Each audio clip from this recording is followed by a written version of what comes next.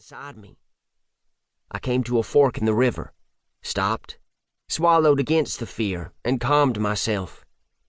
I pulled out the map again and located where I was, just outside the management area. The right fork would take me directly into it.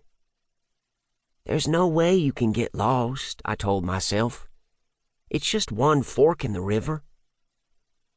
I put away the map and sped up, forcing myself to press on.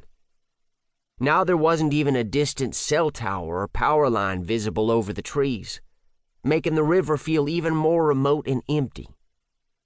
Maybe if I'd seen another boat along the way, I would have felt safer. Then I thought it was better that no one saw me. But mostly I thought it was the dumbest thing I'd ever done. I soon came to another creek entering from the east. That was as far as I could make myself go. On the map it was called Bayou. I'll explore just this one. I won't even go deep into it. There's no way I can get lost after just 2 turns.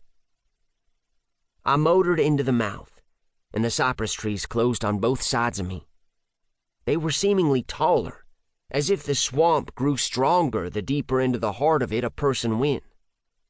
Spanish moss hung from branches like the beards of old men.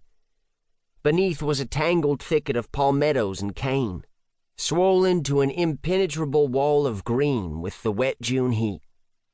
The smell of the air was heavy and thick, like steamed vegetables. The foliage looked like a jungle, but I heard no bird or animal sounds. It was quiet and still. I heard nothing but my heart beating heavily in my chest and up into my ears. As I motored slowly into the mouth, the water cleared to a dark tea color.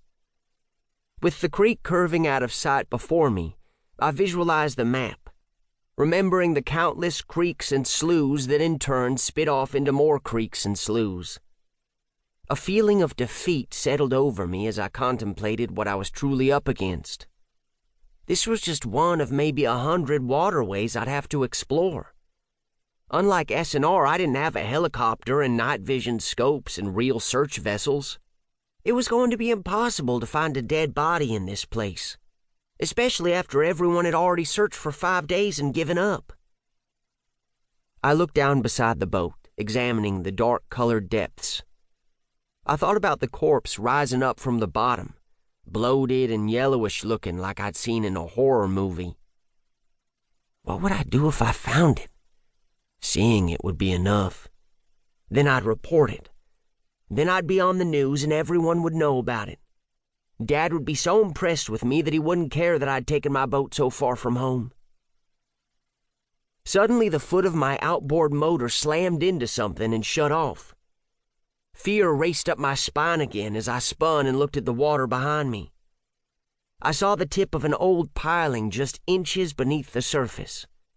Dad called them deadheads, and the description had never sounded so fitting.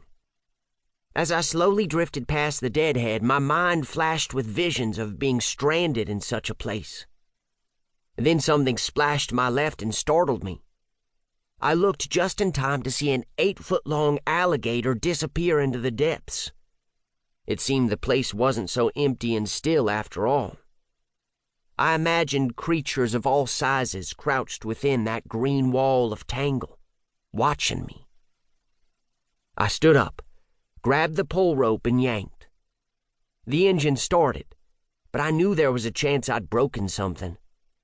I put it into gear and let out a deep breath when my skiff started forward again. It's okay, I thought to myself. Just a little farther. I began seeing remains of the old fishing camps. A few were collapsed and partially sunken into the mud and hidden behind a screen of cane and vines and palmettos. Others had been burned, and there was nothing left but the charred nubs of creosote pilings. It was like a strange ghost town. I passed 8 of these eerie ruins before I came to one that was still standing. The roof was partially gone, and the deck looked too unstable to climb onto. On the outside wall was the number 34, sloppily spray-painted with blaze orange paint. I kept on, passing a few more of the abandoned camps, most of them barely visible.